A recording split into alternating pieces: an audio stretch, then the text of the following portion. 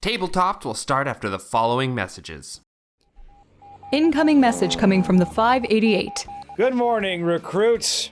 Welcome to hell. This is basic training. No one's supposed to die. Wing Women is a semi-historical actual play podcast. Have you pissed anyone off recently? No one I can think of. While I run through the bulleted indexed list of people we've pissed off in the last couple of days. They endure discrimination from their male counterparts. All of your beds have been carried out of the nurse's station and placed in the middle of the jogging track. I don't think it was Ivan. He's weak.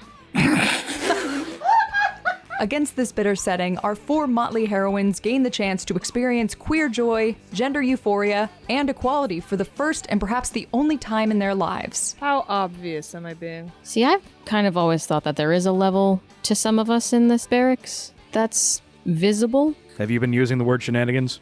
I've been experimenting. Where did you learn that word? Until the next mission, this is us, signing off. Are you the kind of person or unspeakable nightmare horror who likes actual play podcasts, but occasionally wants a break from all the high fantasy heroics?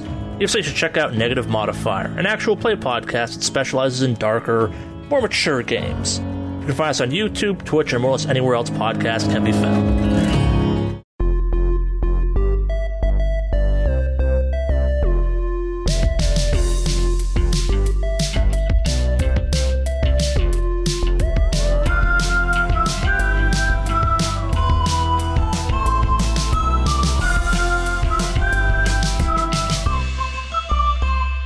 Welcome back, everyone, to another episode of Tabletop. Today, we are going to be talking about how to get out of a typecast for yourself with your playable characters. Find yourself always playing one type of character over and over again? Well, today, we're going to talk about this phenomenon and how to maybe break out of it. Yes, exactly. Phenomena. Why don't we go around and talk about who's here with me? Around the horn. Phenomena and you who just spoke. Who would like to go first? Phenomena and Procne, which is a Metamorphoses reference. Ovid. Shout out. Thanks, Shade. Very good. I love the classics guy over here. Who's talking It's me, right Franco. now? Wow, what a big brain on Franco. Look at the big brain on Franco. And who else is here with me today? It's Rio with the big heart.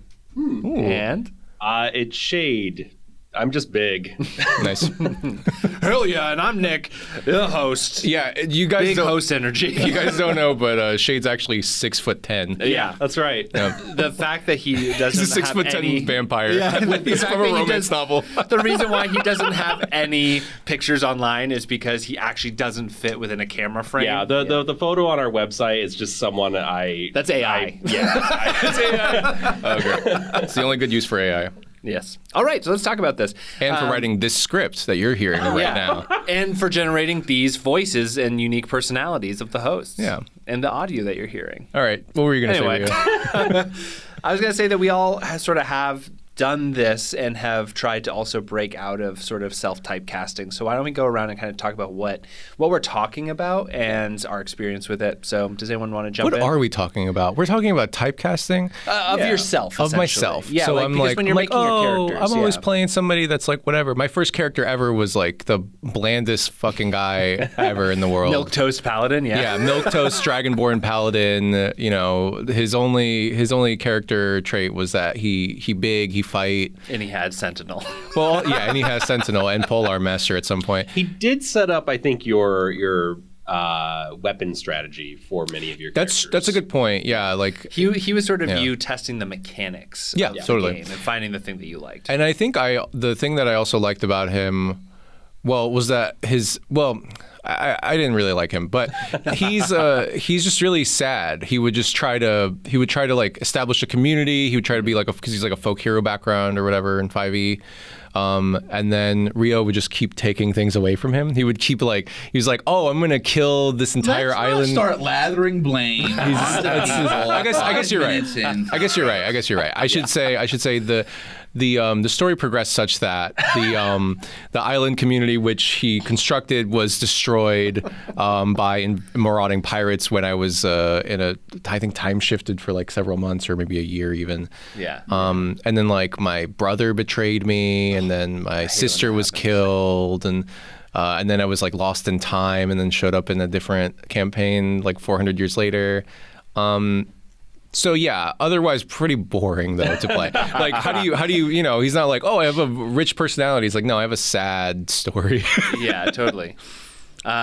So do you, because all of your characters after that, with more or less no exceptions, have been a little bit more freewheeling, I would say. Like Sigra felt like very bound by like a code. Yeah. And so boring. All the ones afterwards are a little bit more like id driven, I guess. Oh yeah. I think like Senfi, who's a tiefling hexblade, she was very like, yeah, fuck it, I'm just gonna fuck you up. Like I had like I don't know, just like imbued more of my personality into some of my other characters, which is just kind of like goofing around, being, and then like also like you said, like giving into my id some more, where they would just be like doing things impulsively. Yeah.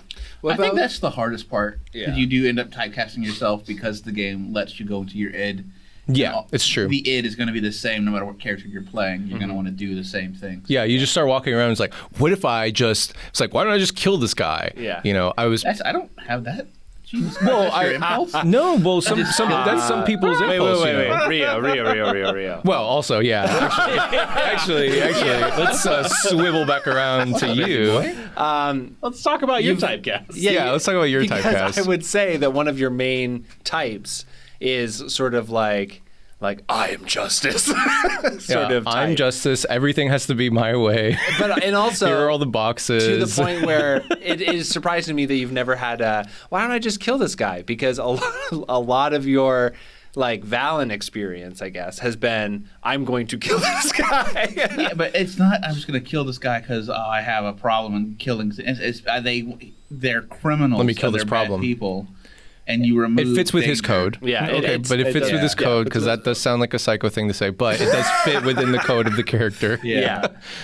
It's not like, oh, I'm just going to kill this problem away. Yeah. He's not a psycho. He's, it's just like a Jason Bateman type. I'm a sociopath, not a psychopath. I guess, let's start with so I just started kind of with a typecast that I think is more like me, which is like the Senfi characters, which are like a little bit more like goofy or whatever. Yeah. And what would you think of like a personality, like close to your personality typecast? You guys want to hear something dark?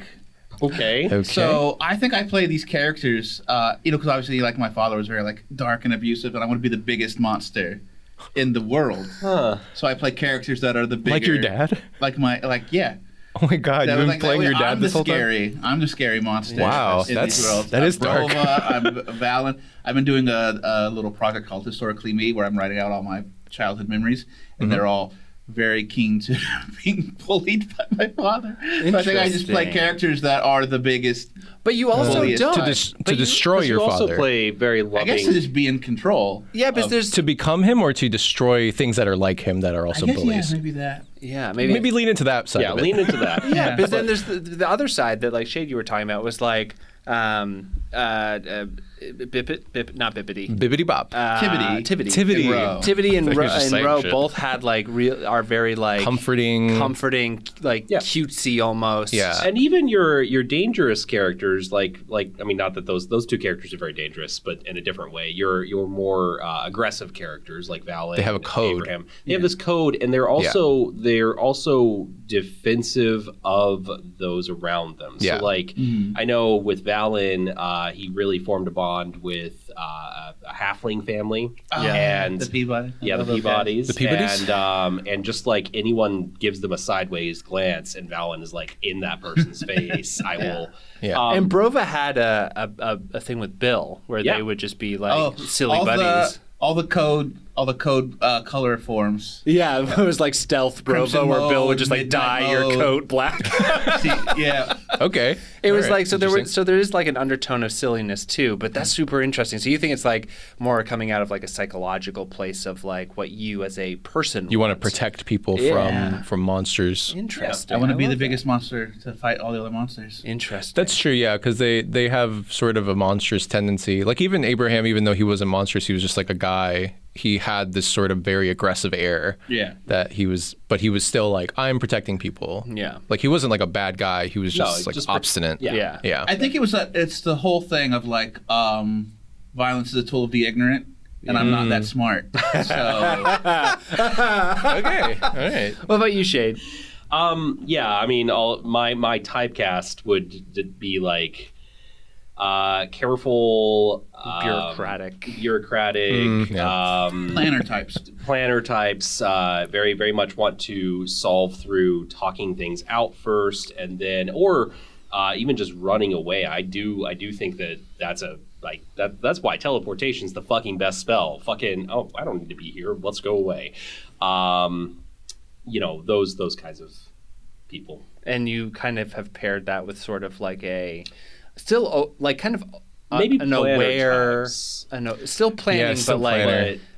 Like Evil. chaotically planning. I mean, and also my typecast is lawful good. Like, I know that alignment is bullshit, whatever, but lawful good is where I want to live, and But this is where you bring up a good point. Is where the alignment's not total bullshit when it's like the ideal you want your character. Yes, to. That's true. It only becomes bullshit when you are punished or hindered by the alignment system. And here's so for me, I have Bill, my first character, was hyper id, like just doing whatever at the detriment to himself and the others around me. And I've paired that with sort of like a very reserved, very careful type in marks and stuff like that. I want to come back to like the play styles of those and like how that's affected my sort of relationship with the game. But also to your point, Rio, I think when I made Bill, I was in a place where I was like, I feel so like kind of powerless in a lot of my day-to-day life because I was like working hourly at a museum that was like really crushing my soul. That's where we met. Yeah. And like I just was in customer service mode like 16 hours a day because I had multiple jobs and all of them were customer service oriented. And so I didn't have like I couldn't really defend myself in a way of like I can do what I want to do or respond in the way I want to respond. And I think that kind of leached into my playing life where I was like, you know what, this person's being mean to me in the shop. I'm gonna rob the shop. I'm gonna do whatever the heck I want. I'm jumping through the window. I'm doing all this crazy stuff. And that was sort of like wild, betraying crazy, the customer service people. But like sort of allowing myself to have sort of the freedom to do whatever I want and not be bound by any sort of like laws or like norms, you know what I mean? So I think maybe there's something there too. It is like a weird escapist thing. Like I have encountered there is a player that I had in one of my games who played in the game and like his first response to the party was like exploring a mine where there was like infections and stuff, and people were kind of walking around like zombies, but they weren't like hostile yet. Yeah. And as soon as he saw one, he was like a guest person on the podcast or on the game. Yeah. As soon as he saw one, he fucking killed him. And it was like, oh, okay. And then everybody else was like, huh? It's like, yeah, that's like, it's sort of like you get into, it was his first time playing TTRPG too, but it's like you get in this kind of like, nothing's real, it's a whatever. Everyone else is an NPC, I'm the main character. Yeah, and I think that's like, that's sort of why it's interesting to talk about like typecasting and personality types and like how we construct the personalities of these characters because I think they really become like real people. Yeah. Whereas when I made Sigra, the sort of boring paladin, I was like, I want to play a game, so I'm going to make a thing that character. Yeah, I'm going to make like a character that can like play and win things, like win fights. That's one of like the traps I think I fall into as a DM a lot. Is I make all these characters and like, oh, they're real people, and if the players like are mean to them. You can't be mean to my babies. So it gets really hard. Like they're real people to me. I spend like all week with them. Yeah, and then you for the first time. You find yourself defending Caleb's like ideology or whatever. Caleb was there just to annoy Shay. Yeah, Caleb did a great job of annoying me. That's maybe one of my most top collar buttoned characters too, and like this Caleb NPC was basically like very like hyper religious and like theocratic. Theocratic, and also I looked up so many what did you call like circular argument fallacies. Oh my god, and I that's amazing! All of them so that I would have answers for so well. That's so funny, dude. It was amazing. Like to the point where we're like, we can't argue with this person, not because they're right, but because they're just not going to let us. Like we legitimately, like, I did not know that, and that is incredible. Yeah, that's very good. Real. I love that. Like Yeah, I was playing a monk druid combo, terrible multi-class decision, but I wanted Good storytelling decision. Exactly. I wanted to do something with this, and I achieved what I wanted. And I fucking turned into a giant eagle and was like, nope, I'm carrying him. I literally carried him so far off into the distance and then left him on top of a mountain or Kill some your shit. problems away. I was just like, I can't. Because it was a situation where it's like he would not. It wasn't a combat. I think he wasn't going to roll initiative. You couldn't just like you couldn't kill him. As He was not going to let us have that easy out. But he wasn't. But he also was a threat because he was arguing for the religion of the demon. Yeah, he was like over. Fascism's cool kind of guy. Totally. Like, he was like power. Just like Taylor from Gilmore Guys. Yeah. And then Shane was like, we can't kill him and we can't out argue him. The giant eagle. I'm going to put him in the mountains. Yeah. We just won't have to look at him. So I want to talk about this a little bit because I think that there is like people's first characters. I think sometimes are like kind of the version of themselves that is sort of unbound by society. Yeah. So absolutely. it's because it's just like you said, this is a game, no one else is real. I'm going to do whatever the hell I want. And so that is who they first make.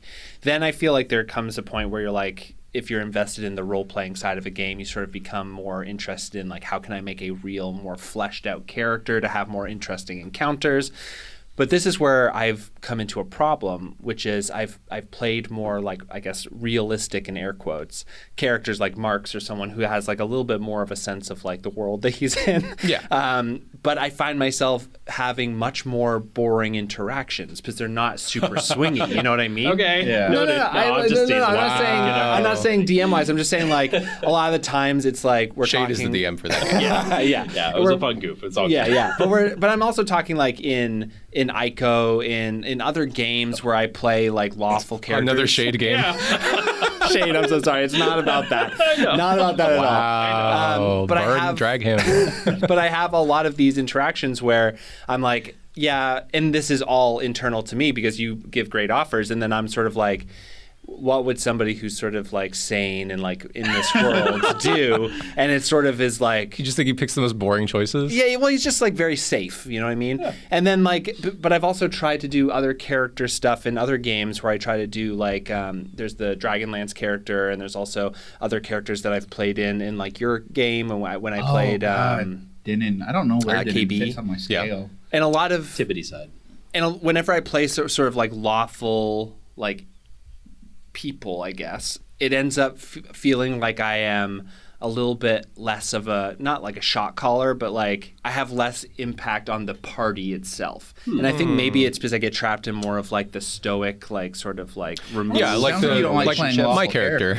Well, that's like my first character, the Paladin. exactly. Yeah, It sort of feels like yeah. there's a little bit of a separation between everyone. You don't have those chances to open up. Just remember that no one's consistent. No one makes the same. Yeah. Totally, push yeah. time. But like I have struggled, especially recently, holding a tone because I think that I keep drifting back to like, no, I want to do this. Like I want to do this, I think which it's- becomes like a dissonance with the character. So what do you guys do with I that? feel like you're typecasting yourself in reverse. Because like when we play what we kind of want to do, you're trying to constantly go against what you want to do to play the game. Yeah. I mean, I think also people are kind of made up of their choices, right? Yeah. And so like as long as you keep getting presented with choices that are difficult or interesting and stuff like that, and your character is able to justify it in some way to themselves, that's the person who they are. Right. Even if it's not like, oh, I'm out of character, in character, and like that's sort of the maybe part of the disagreement that we usually have philosophically about like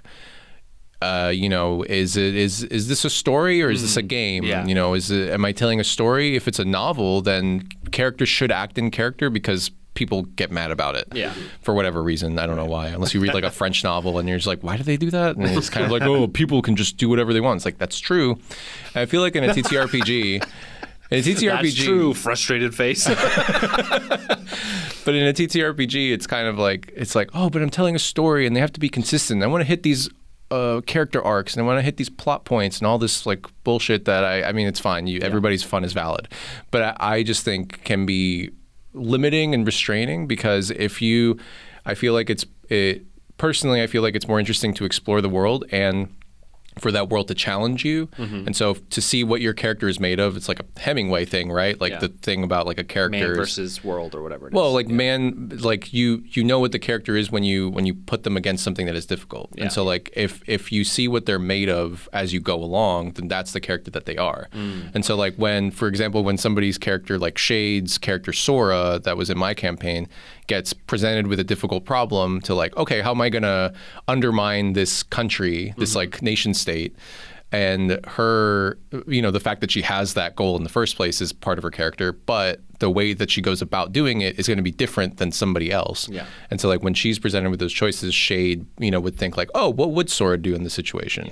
And I think that is where the interesting stuff lies, because then you're like, if she breaks that character, if she like breaks out of the character and doesn't murder that maid that we all lamented, we're horrified by, and then nobody found out about. Man, that was, I think that was the my coldest favorite. shit. I think that was my favorite part of that entire thing was that nobody ever found out about that. Because the island fell very soon after. No, it was that was the end of the game. That was at the end of the game. It was in the city state, and then she was trying to infiltrate someone's home, and she like encountered the maid, and then she I guess you took like the maid's personality, or like you took information from the maid and then you murdered her.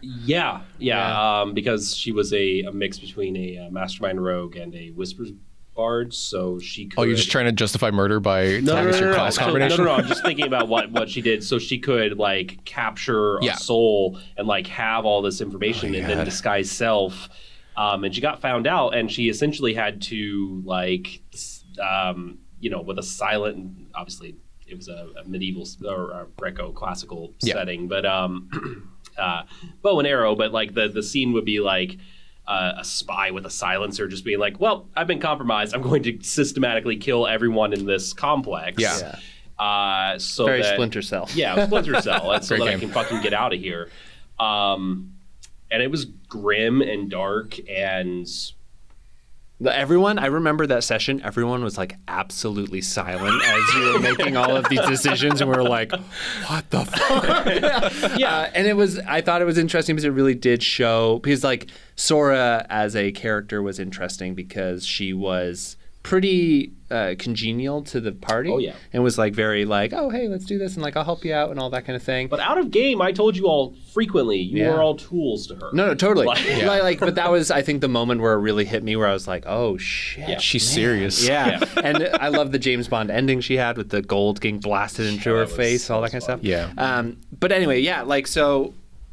I guess for me, one thing that I really want to kind of address in this conversation is how do you match up sort of like an instinctual play style with wanting to play characters that all don't feel the same? Because to your point, Rio, like you are the same person making decisions, so it's going to be somewhat similar. But like after playing Bill for like 3 or 4 years or whatever it was, I was sort of like, I want to like let me try to play something else. And like let me play something else. And I think Mark started like maybe 2 years into Canaries.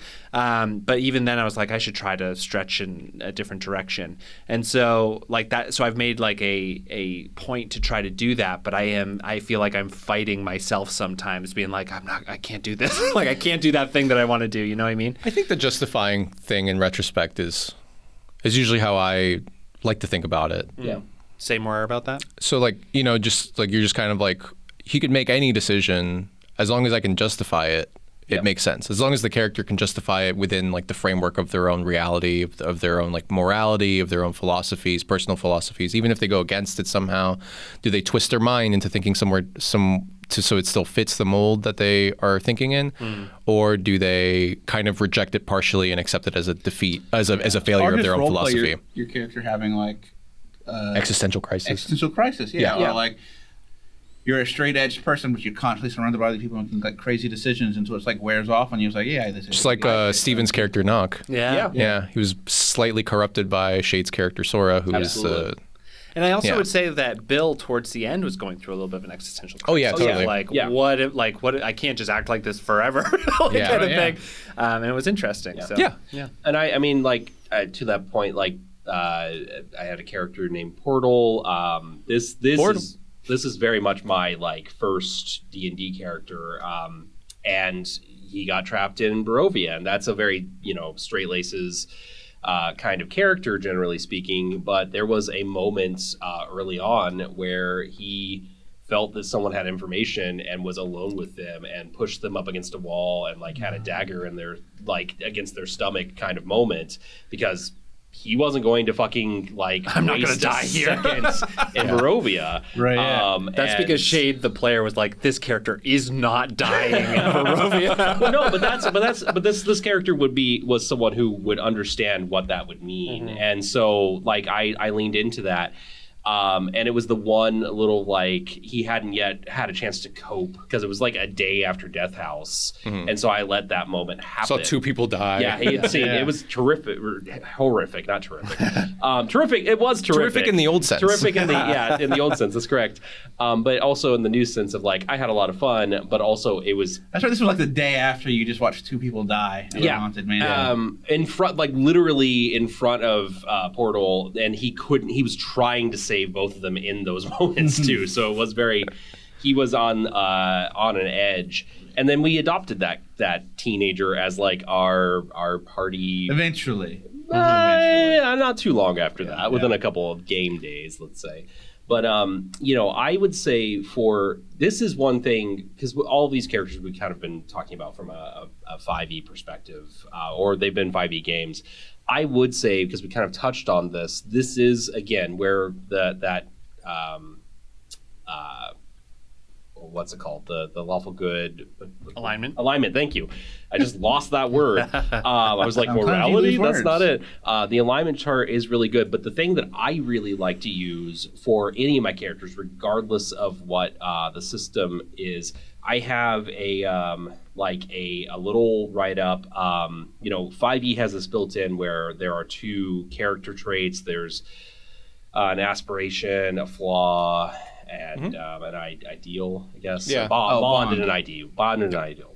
And like I really like to refer to those for a lot of my decision making and little notes like that. We're gonna take a quick break, but I do want to start when we come back talking about that, of like how to ground yourself in like a new character and like how to refer back so that you can stay somewhat consistent, especially at the beginning of a campaign, because I feel like the first like 3 to 4 episodes of a campaign is going to be like kind of tone setting for yourself. Like, how do I want to play this character? So we'll talk about that in a second, right after these messages.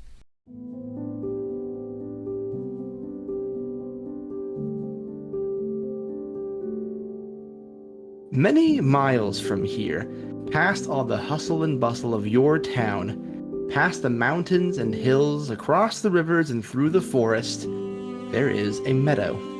In this meadow are several divots and burrows housing a large and united warren of bunnies. Well, one day I'm going to go out into the forest and I'm going to meet the forest gods myself. Why are you showing me this? What does this have to do with and what's going on in the warren? It does puzzle me a little bit why the stories from different storytellers are different. So we're in agreement. Yes. I'll see you at the lunch bell. Bunnies and Burrows, the next Game Master Monday miniseries begins May 6th, wherever you get your podcasts. Hey everyone, this is your tabletop crew here. It is Nick, Franco, Rio, and Shade. And today we're doing something a little different. We actually got sent some loose leaf tea inspired by our favorite TTRPG fantasies. And it is called Lucky Leaf Teas. And we actually just brewed a bunch of different types. And we're going to tell you a little bit about what we think about them. Rio and Franco, what kind did you have there? We went with the herbal tea because we're healthy boys. And I'm already wired. Jacked up on caffeine. It is. So I need to calm down a little bit. Yeah. It's the Druid's Delight. It's very fruity, herbal. It's really pleasant. Yeah, I mean, just smelling it too, I was like, whoa, that's so fruity. It's very pleasant. It's got a nice color to it too. Yeah, it's kind of like a crimson, right? Nice little crimson, purple. Blood like druids. Yeah. Oh, it's kind of like wine. It's like a nice red wine, but it's tea. Yeah. So it's caffeinating and relaxing. It's not caffeinating. It's relaxing. Incredible. Yeah, one of the things I will say is that there's actually a bunch of different types of teas that we were sent in the sampler. We have the full range. I chose kind of randomly which classes, because they're all based off of like D&D classes. Did you choose classes that we've played in our campaigns? Did you pick a campaign and go? Okay, I cool. didn't pick just a specific campaign, but that I would've been kind of cool just of went you. all over. Yeah, It would have next been really time. cool of me. Oh my God. Shit. But yeah, we have like Artificer. We have 2 different types of wizard. I'm drinking the War Magic right now. And a really cool little thing about it is that each of the wizard teas are a different class of magic, but they all have a nice little edible glitter thing going on, which I'm really into. Shade, It's very sparkly. What kind did you get? I was torn between the Bard and the Ranger, but I went with Ranger's Refreshment, which is a green tea focused around cucumber. And it smells like bubblegum, which is amazing. We were smelling and being like, ooh, Franco kept saying Inca Cola. Smells like Inca Cola. It's very good. They do have an all natural melon flavor in there, which I actually think is what's giving us that kind of bringing it up, bubblegummy. It's very good. I'm definitely going to be drinking more of this. So. I will say, like, the teas in general are all, like, the packaging they come in, everything just is, like, super nice, super beautiful. There's, like, lots of, like, custom art inside. So thank you, Lucky Leaf Teas, for sending us a box of teas to try out. And everyone, if you're interested in trying it, head to luckyleafteas.com. All right, back to the show. Welcome back to Tabletop, everyone. Wowzers, what great sponsors. We're talking about making characters, playing different types of characters. If you feel like you're stuck in a rut with one archetype that you always play, we're kind of discussing how we try to break out of that. Tools, tips, tricks, and before the break, Shade was talking about how you use specific, like in the 5e sense, there's like a generator of like traits, bonds, and like faults or something like that. Yeah. I would say, like, because I've been playing Morkborg recently, they also do Merkborg? that. Merkborg. Merkborg. They do that there too, even though it's like randomly generated. Yeah. And I found them so helpful to like tap into a new character, especially when they're dying so fast, so you don't have a real sense of them. Yeah. So you can I like the word map. Oh, yeah? 3 words that make up this character. Yeah, that's a very good set. So let's talk about some of these tools. So let's say I'm somebody who's like, man, I always play the lawful good paladin. I'm trying to like move into like a different place in my gaming career. I want to be more exciting, more dynamic, not so like, hesitant to do stuff in the game. How would you start this process when you're building sort of like what you want to play to try to break out of like a long-held habit? So that's, again, the question is, are you feeling like you're in a rut with the mechanics or with this narrative of the characters you're always playing? Because there's nothing wrong with always wanting to play the paladin. Yeah, totally. You can always play a different type of paladin. Right. Yeah. I think it depends on the world setting too. Like a lot of times, like the adventure will call for like certain types of activities and stuff like that. And so those types of challenges can present certain types of questions that define your character in a certain way. Like it's like, oh, okay, this kind of plays into like the like, should I steal this loaf? Should I let this person steal a loaf of bread, or should I report them or whatever? Like that type of question. Send them to a prison to turn them into Jean Valjean. Yeah, like I don't know. It's If I'm going to go off on a tangent here for a few minutes. Okay, I'll just sit back. Yeah. All right, everyone. So Franco had a paladin called Sigra. That's it. That was a blue draconian lightning breath paladin, Oath of the Ancients, I believe. Yep. I played a blue draconian paladin that was like the Oath of Honor or some such. So both lawful. I was lawful neutral. He was lawful good. Totally. I believe. So both of our patterns are very, very similar in far as build, but I would say that like a lot of the ways you can get out of the rut is like just make different decisions. Like Sigra was always like, I'm gonna stand back, I'm gonna defend, I'm gonna heal, I'm gonna use my sentinel, and I'm gonna stop people from getting close to my friends. Whereas Thade had compelled duel, and so he was always like, I'm gonna pick a fight, I'm gonna pull one person off to the side, I'm either gonna die or I'm gonna kill them. And that's how he went through every situation. So it was more like single-focused combat, kill or be destroyed. And so if you're always playing a lawful good paladin, it's like, well, what is your lawful good paladin always doing? Yeah. And how can you change that? And I wish you said something different because I've never seen you play a lawful good paladin, so I have nothing actually to give advice for. Are we talking about me specifically? That's what you gave me this prompt that has no meat behind it. I'm just saying one, not me specifically, but I'm just saying if one feels like, hey, I'm always playing this specific lawful, whatever. But I can't give advice to someone I don't know. I think. Wow. I mean, that's what we're here for. That's kind of the premise of the podcast, isn't it? I'll give more. Give me more. Give me something to chew on. This is going to be a Pantheons moment, I think. No, it's fine. So, if you just described two lawful good paladins, right? Sigro was lawful good, or did I hear that right? Fuck I was alignment. Neutral. Okay. Fuck alignment. All right, but That's the sound of the alignment. Okay. When Nick was saying lawful good, we're talking about someone who, it plays everything very close to the chest, safe, generous, always does what most people would say is the right thing. And if you're always playing that character, how would you advise me, Rio, because those are the characters that I generally play, how would you advise me to not play that? Let's say I still want to play a paladin, but I don't want it to be the same character that I always play, these generally good people. Yeah, make different decisions. Okay. What kind of Fixed it. Well, pose a decision to me, and then I'll tell you how I might choose. You know what?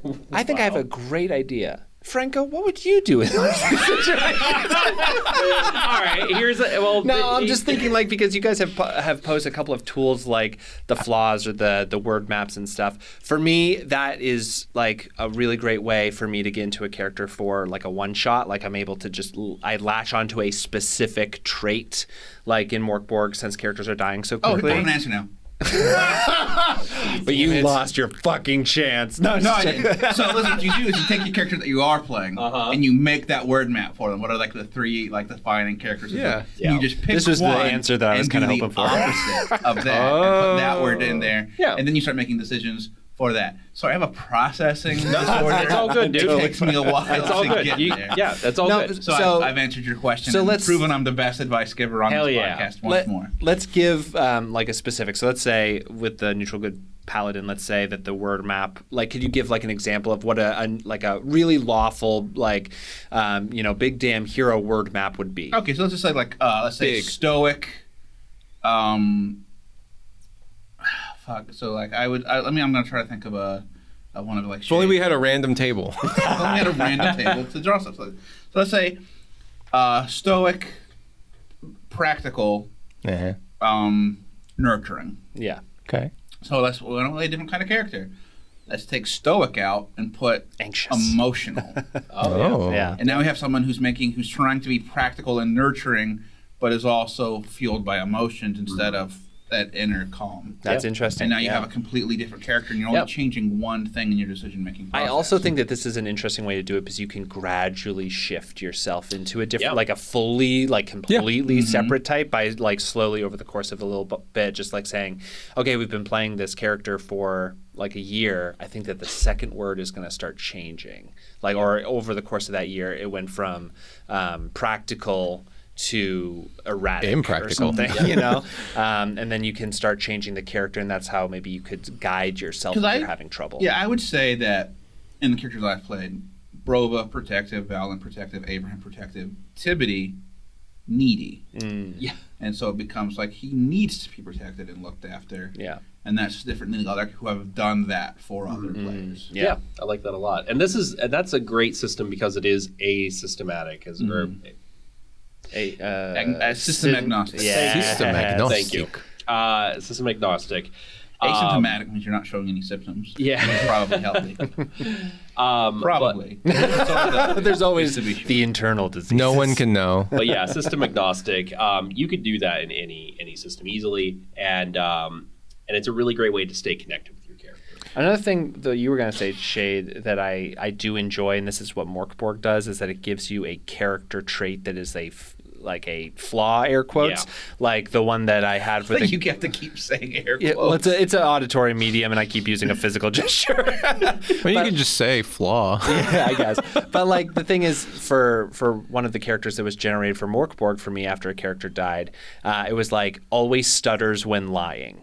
And like that is an interesting, it's an interesting specific trait that you can then sort of like build into your character. Does that mean that he tries to lie all the time, and this is why so the stutter is something that happens pretty frequently? Is it something that he means that he always tells the truth because he knows that it's very obvious? Specificity is always better than not. Yeah. Say more words about that. The more specific you can be about anything ever, the more, like, if it's like don't.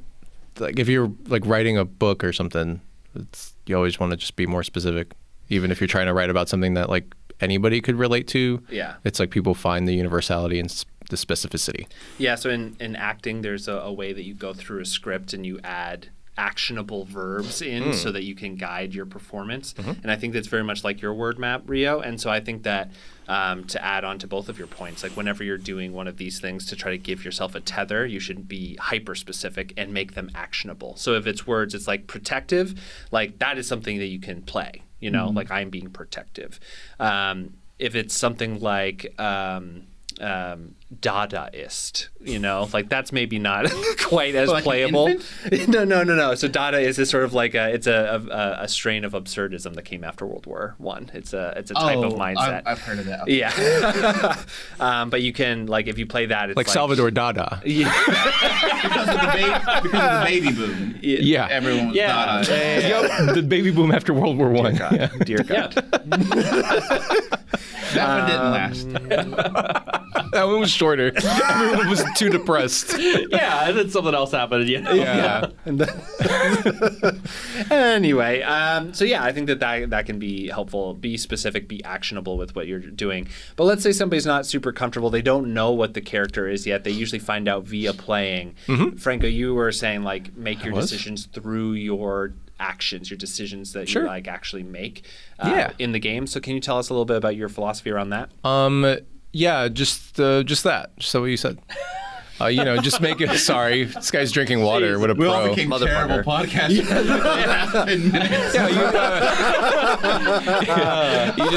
You make the decision. You're like, I wonder. I've never done this before, but you could do this, I guess, if you wanted to or whatever. Sure. So you're like, let me make a decision that my character would. Yeah, give me a scene. Okay. Okay. Who's gonna be the narrator? Who's gonna? I'll do this for you. So I'll be the other character. All right. Yeah. Rio, do you want to be another character with me? We'll both be other characters. Are we NPCs or other players? You are all players. I'm a main character. All right, great. Here, let's do this. You're all players. Nick, you are initiative? Leaning into. We don't need to roll initiative. Okay. You're going to lean into a more chaotic character, someone who is all about never freedom. Done that before. You are going to lean into a character who is aloof and maybe has something that's kind of going on from New Hampshire, at school that they're more concerned with. Oh, okay. This is modern day. All right. No, I mean schools have existed for a long time, but not in my experience. And you're going to lean into a character who wants to protect their friends. Nice. You're Are these two my friends or my friends? They are your friends. Okay. They are your friends. Yeah. But recently, those are your usual character types. Recently, you've wanted to play a character, Franco, who is more, there and present for people. Okay. You've wanted to play a character, Rio, that is more. This is for Franco. Okay, yeah. He's the only one that's changing. So that's you're usually playing I'm usually more aloof character, but now I'm trying to be more present so that other people can depend on me. Yeah. Because at some point I let everybody down with my aloofness. Yeah. And something like that. And so you are the three of your characters are walking through this woods. You've been on a very long journey. You're half hit points. Fuck, you're I exhausted. hate. What is a hit point? Oh God, my hit points are at half. And you spot that there is an overturned cart up ahead, and possibly there's someone who is lying on the ground beside that car. Oh, that's a trap. A citizen in trouble. We should go investigate. No. Hold on. That could be a trap. Let me take a look in the cart just in case. Okay. All right. Okay. See, my reaction was, I'm playing a game. Exactly. Yeah, that is my natural reaction. Exactly. His natural reaction is, this isn't real. It's a game. No. And there's going to be a trap. Well, yeah. Well, I mean, it looks like a trap, doesn't it? It's an overturned cart in the middle of the road. Looks like there's some barrels that I can check in. Bandits often use things like this to spring traps on people. I mean, that is true. I have been a bandit for a little while. Huh? Are there lots of bandits in these woods? How often do people actually become victimized by crime? Can I roll history? Check. Yeah. How about would I just know that as a character in this world? You know that this is a dangerous woods. It's an OSR thing. You know this is a dangerous woods. Got it. Thank you. Would I know common bandit calls? Because he's a bandit. He used to be a bandit, former bandit. I start calling out I am also a bandit. Bandit Brotherhood. Bandit, but it sounds like bandit. Yeah, you make yo Barney Rubble in this hood. You make Barney those Rubble. Calls, and you hear nothing. I don't think it's bandits. Wait, what was I trying to do again? I'm usually aloof. You're usually aloof, but I want to be more there for everybody. Yeah. Like, okay, guys, I just I don't know. I'm just a little. called out the bandits. All right, let's check. I'll keep an eye out. And be more aware and present and protective of you I'm guys. a cart maker, so I know that I could probably lift this cart and free this person. That doesn't mean you can lift it. Did you know that if can build a it. parent's child is in trouble, that they can lift up to 3 times their maximum under normal circumstances? If they love the Excuse me, are you this person's son? Can you call him daddy as he lifts this cart off of you? Come on, mom strength. So that's a perfect example. I was going to say, as you get closer, like as you get closer, you realize that this is one of your classmates. Shit! Oh no! But Nick, have started to hear the telltale signs of a bandit troop that you don't. But guys, it can't be a bandit because I called out in bandit. Could be a different response. In bandit. That goes against it's the telltale signs of the bandits that Anti-bandit.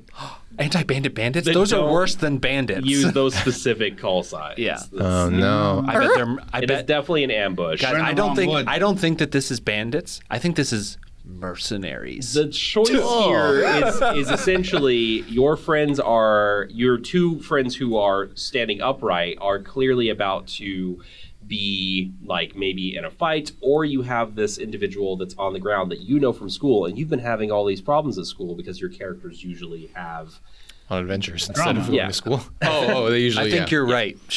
Let's just get out of here then, right? So what decision do you make here that feels more aloof versus what decision do you make here that feels more there and present? Aloof. I guess if I was more aloof, I might just go along with whatever you guys say. Although I don't know how useful the aloof tag is here in this situation. Yeah, it's a weird situation. Yeah, but I didn't want it to be too specific. Too on the nose. Improv, makes am I sense. All right. So like if I were more aloof, never heard of her. Then I would what's it called? If I were more aloof, I might just go along with whatever you guys say, and I was trying to be more present. I maybe would try to stick around and see what happens or something like that. Try to like actively affect the situation. I guess. Maybe steer it in some. Okay, I would like to go up to the victim and see if they're okay, and then I just say to you guys like, keep an eye out. I just want to make sure that they're okay. Yeah. What happens? In doing that, you do find that this individual has how many hit points do they have? They have been killed. Fuck. I have so much beef with them. But they have a letter crushed in their hands. They have like kind of balled up a piece of paper. You unwrap it and it just says "Gotcha, motherfucker," and it's signed by the person. I was going to say, you take the paper out of her hand, you unwrap it, and it just says "Basilisk" in the voice room. Now, what in the boys' room? Basilisk is coming. Like, yeah. Okay. Sure. But this piece of paper is very pertinent to an issue that you've been dealing with your Well, I grabbed the character. paper. I haven't read it yet. Well, okay. Okay, I'm grabbing it. You grab the paper. Okay, what happens then? You read it. Where are the bandits? Now the where's the bandits bandits? you hear are approaching. Your friends are ready. No, they're not for bandits. They're at least brigands. Brigands, yeah. Brigands. Yeah. Brigands. Okay. The aggressors are oppressing. Bandits at least have a code. They're approaching. Not brigands. It is very clear your friends are readying to possibly fight. But you see this letter has pertinent information to an issue you've been dealing with at your school, and you need to hightail it out of here now if you want to address the situation. It's like oh, there's a basilisk in the boys' room. Yeah, something like that. You do find there's a basilisk that's been hanging out in the bathroom, and it's been eating and students. It's planning on eating the class president it's not here. Bandits. These are the tunnel basilisks. The high school gang. Oh yeah, okay. There you go. Okay, I grabbed the piece of paper. 30 greasers step out of the woods, snapping. I just tell you guys, it's like, okay, well, now let's get out of here. I have a piece of paper that has pertinent information, and we have to solve this problem. But first, we have to get out of here. It's only a problem for you. It's only a problem for me. So I just say, guys, we have to get out of here anyway, right? It behooves all of us to get out of here right now. All behooves because I'm a centaur. As the aggressor coming up, you both realize that the target that you two have been chasing after for a while is leading this. Hey guys, that's our target. Oh, so you're left with a decision here. You either are going to flee Are we actually and playing address. a game? Or are we just getting No, I'm having a great time. You either are going to flee and abandon whatever little quest, this target that they have been trying to pursue for some time, you've been helping them with, and deal with your situation at school, or you can stand and help. Guys, feels kind of railroady. Yeah. I'm just joking. You don't really have an aloof option. In this Guys, part. I have another option. We should run away and then circle back around because they're catching us unawares. We have to catch them unawares. Yeah, but this is a bad situation that we're in. If brigands act like bandits at all, which I'm not saying that they're the same type, they're just the same genre. Sure. That brigands will leave. They're nomadic. They don't just stay in one place. I'm sorry, circle back because of the tortoiseshell I carry on my back. Absolutely incredible. Honestly, I think we're going to cut all this, right? Honestly, no, this is a separate episode. I also think that Rio's doing a great job of making a character choice, which is takes everything personally. Which I think is such a funny. I think that's just who he is. I'm protective of myself. He's not being protective. He's being defensive. Yeah. No, but I think that's that kind of shows to how interacting with other people's versions of what the scene is going to be like is kind of hard. Yeah. And that you can try to be holding on to a specific thing of I'm trying to move from being aloof to more invested in my teammates. But if the teammates are also being what the fuck ever. I'm going to throw a smoke bomb down and obscure ourselves for a minute so that we have some cover before they. Love it. Yeah. Okay. Yeah. So I throw the smoke bomb down. A smoke bomb is an item that you can buy that casts fog cover. Level 1 spell. No, it's a smoke bomb. We're playing an OSR game. So you throw that down. This is The Country and by you Luke begin Gehring. Are you saying you're going to begin to tug on your friends to run away? Yeah. I follow. No. Where did the smoke come from? I don't know. Oh my God. I tell you, it's me. Okay, guys, I'm going to throw the smoke bomb down. We're going to go deeper into the woods away from where they're running from. Are they coming in from all directions? directions? In from all really directions? from the direction you were heading toward. A classic basilisk pincer. Yeah. maneuver. So we're gonna hop into the woods to the right, and we'll try to do it as stealthily as possible. All right, one of you can hide under my turtle shell on my back. Okay. Yeah. And I bet I don't want to assume, but can you run pretty fast because you're a centaur? No, we're not running away. We're hiding in the woods, and then we're gonna try to ambush them my as they centaur come up. half is actually a cat half, so I can get to a tree. Let me also just say that I'm a little upset that everyone's saying behoove just because I am an owl. I don't think folk. any of us said behoove. The DM did, and I am a character that is fourth wall breaking. It's pronounced behove. Yeah, so this is a really great session, guys. We're gonna pick up. We're gonna end of fight. session. This is your experience total. Franco. Yeah, if anybody wants us to do an actual play, that's what it might sound like. Boy, I don't want that. Oh, man. But no, I think that How would you have resolved rolls in this situation? Because none of us have dice right now. Oh, interesting. I mean, we were just trying to get you to kind of show. I don't think I did it. I know. I don't think No, that but any like, of us did. how would you resolve it? Like, what would be a diceless way to resolve the interactions that we've been having? Oh, I mean, I Rock, would. paper, scissors. Oh, you Yeah, think we so? could do that. We could do, but I mean, like, if we were really going to play that out in this moment, honestly, I would go diceless entirely. I might just actually play based on. I would just improv with you. We would just be doing pretend. We're in a podcast I think, right now. I'm just thinking about like FKR, like Free Creek skill, which is like there's no stats, there's nothing like that. There's Not some even a game at that point. Why are you even? Well, there's dice rolling, but I think it's usually just the DM. It's just like a really different mode of play where you're just fully. It's like a high trust mode of play. Yeah. Oh, I haven't. So I think that yes, it is hard to make these changes mid-game. I think it's easier to, and like during that section, which I'll never see the light of day. Maybe, I don't know. I maybe when I'm editing, I'll be like, that was actually really good. Sure. I think just leave it in. Yeah, let's leave it in. Why not? There is something that kind of came to me during that, which was like, oh, also characters. Yes, and characters can like change gradually. I think that some people feel like going back to our pacing conversation, that if they want to swap up characters, it has to be immediate. And you can sort of just find something that's an easy thing to play at first, which is just like what we were saying, those like find a word or a trait, or like Tuggart, his reflexive defensiveness. I think he that was a half turtle, half cat mantar, and he lived a tough life. Mantar. And I think that it's interesting because you can start with that. But it's like when you first get to know someone, you only see the surface level of what they're presenting, which is only a few traits anyway. Sure. And then as you get to know them, they become more complex. Just think of your character. Person. Yeah. Just think of your character as somebody that you are also getting to know. Yeah. All right. I think that is a great episode of Tabletop. I said it in a way so that you would end it. Yeah. Shade is crying right now. I'm I hungry. see the tears. Everyone, if you're interested in more Tabletop, come back next Monday. You can also go to our Patreon feed if you want to hear about Tuggart, or if it's in this one, then you can hear our Wild Magic episodes instead.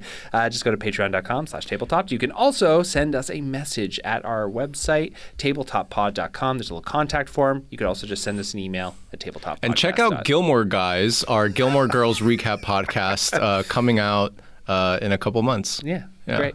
All right, everyone. Goodbye. Bye. Bye.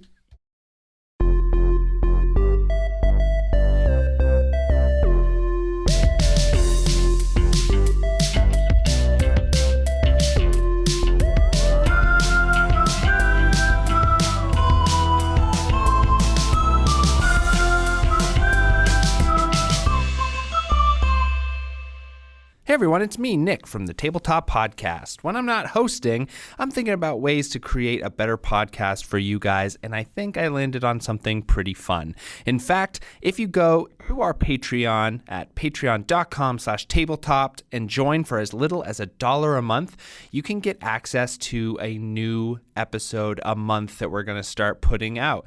In fact, we're going to be calling this one Wild Magic, I think, in that we're going to talk about anything and everything that interests us, not just TTRPGs, though there will be a lot of that. It is truly unhinged, and if you are a fan of the podcast and all of the hosts, you're definitely going to want to be on it. We're thinking of dropping these at the end of each month, so join our Patreon today. That is patreon.com/tabletop. Oh, and there's going to be so much more coming out in the new year there, so don't miss it. Sign up today.